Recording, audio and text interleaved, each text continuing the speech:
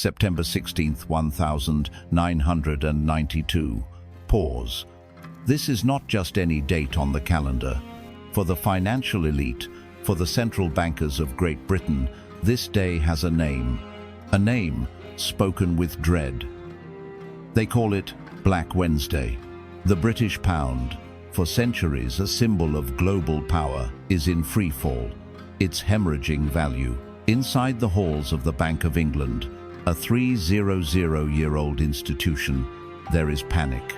They are bleeding billions of dollars, not per day, but per hour. Desperately buying their own currency, trying to stop the crash. Pause, and they fail. In the center of this financial hurricane, pulling the strings of the chaos, is one man, George Soros. By the next morning, the UK Treasury is shattered, and Soros is $1 billion richer. How? How did one man, operating from a New York hedge fund, break an entire country's bank? The media scrambled for answers. They called it the gamble of the century. They said he was a reckless speculator. Pause. They were all wrong. It wasn't a gamble. It was a system. It was the practical application of a dangerous philosophy. While everyone else on Wall Street was reading financial reports, Soros was reading Karl Popper. He was reading philosophy.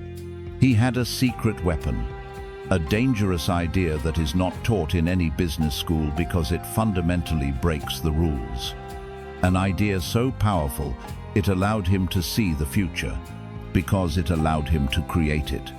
It's called reflexivity. Today, we don't just tell the story. We arbitrage the mind of George Soros. We dissect this weapon, piece by piece. We will understand how it works, why it works, and how you can use this same principle to build your own reality. We are going to build an escape plan. To understand Soros, you must first understand the prison he escaped. It's a prison of thought, an invisible script that governs all of modern finance. It's called the Efficient Market Hypothesis, EMH. This isn't just a fringe theory. This is the theory. It's the foundation of every economics textbook you've ever read. It's what has won multiple Nobel Prizes. It's the core logic behind your passive S&P 500 index fund. It is the orthodoxy. The EMH states that the market is perfectly rational, that all available information, every news report, every earnings call, every secret, is already baked into the current price. In this world, you can't beat the market because the market already knows everything. The map simply reflects the territory. This is completely, utterly wrong. Soros, a student of the philosopher Karl Popper, knew this. He knew that markets are not rational. They are emotional. They are human. Why? Because markets are not run by a rational machine. They are run by people and people. We are a chaotic, flawed, beautiful mix of loss aversion, herd mentality, greed, and fear. The professors in their prison believe the map just reflects the territory. Soros knew the truth. The map changes the territory. This is reflexivity. The concept is simple, but its implications are profound. In any system involving thinking participants like a market, an election, or your own career, there is a two-way feedback loop. The professors hate this because it means reality is not objective. It's built on a story. Soros wasn't interested in stability. He was hunting for the moment the loop breaks. The moment when the belief gets too far disconnected from the fundamentals. This creates boom-bust cycles. Act 1. The boom, the positive loop. Let's use the 2000.com bubble. Belief. The internet is the future. Any .com company is gold. Action. People buy any stock with .com in its name. Reality. Stock prices skyrocket. New belief. Look, the prices are skyrocketing. I was right. This is the new economy. Let's buy more. The belief fuels the reality, which fuels the belief. This is a positive feedback loop. Act 2. The bust, the negative loop.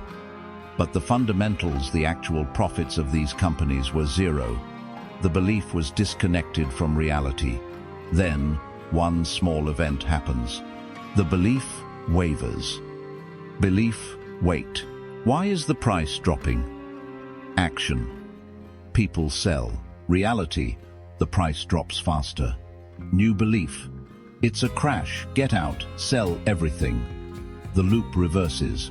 It becomes a negative feedback loop, a death spiral. This isn't ancient history. Look at the 2008 housing crisis. It was pure reflexivity. The dominant belief. Housing prices never go down. It's the safest investment on earth. The action. Banks created subprime loans, giving money to anyone. Investors bundled them into AAA-rated bonds. The reflexive loop, the easy money action, drove prices higher. Reality, which proved the belief that prices never go down. New belief, which led to even more reckless lending, more action. The disconnect. But the fundamentals, the actual incomes of the borrowers, were garbage. The belief was a fantasy. The bust. The defaults began. The loop reversed. And it took the entire global economy down with it. So, reflexivity has two parts, two functions. The cognitive function, that's what we think, the map. And the participating function, that's what we do, changing the territory. The chaos happens when one starts to control the other. This is the movie. Let's set the scene. In 1990, the UK joins the European Exchange Rate Mechanism, ERM. This was a robust system. It was a belief. The UK believed that tying the pound to the powerful German Deutsche Mark would make them strong. But the fundamentals were wrong. Germany, after reunification, had high inflation.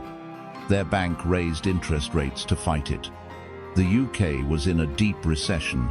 They needed to cut rates. But because they were tethered to the mark, they were forced to keep their rates high. It was economic suicide. The UK politicians were trapped. Their belief was in European unity and strong pound political pride.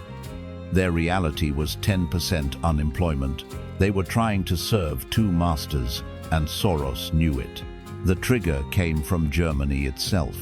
The president of the German Bundesbank, Helmut Schlesinger, gave an interview. He hinted that the pound was overvalued and that Germany would not bend to help Britain. The hunter, Soros, saw this. This was the confirmation of the disconnect. He wasn't the first, but he was the biggest. He quietly started building his $10 billion short position. The attack, the trigger. The market smelled blood. Belief. Soros is selling. The pound is doomed. Action. Everyone started selling the pound. He went on TV. He gave interviews. He publicly stated that the pound was overvalued. He wasn't just joining the trend. He became the trend. He created the new belief. The kill, Black Wednesday. The Bank of England fought back. They bought £15 billion. It vanished. They raised interest rates from 10% to 12%. Then, in desperation, promised 15%. The market laughed. The fundamentals couldn't support it. The belief was broken. By 7:30 p.m., it was over. The UK government admitted defeat. He became the man who broke the Bank of England.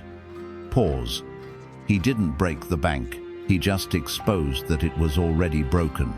You are not George Soros. You are not going to break a bank. But you live inside reflexive systems every single day. Your career, your habits. Here is your 3-step plan to become a reflexive thinker. Step 1. Identify the dominant belief. In any system, ask, what is the story everyone is telling? You must work 80 hours a week to be respected. Step 2. Find the disconnect. The Soros flaw. Ask, Where is this belief disconnected from the fundamentals? I work 80 hours, belief, but my actual output is low, fundamental. Step 3. Create your own loop, the anti-fragile move. Don't just bet against the old loop.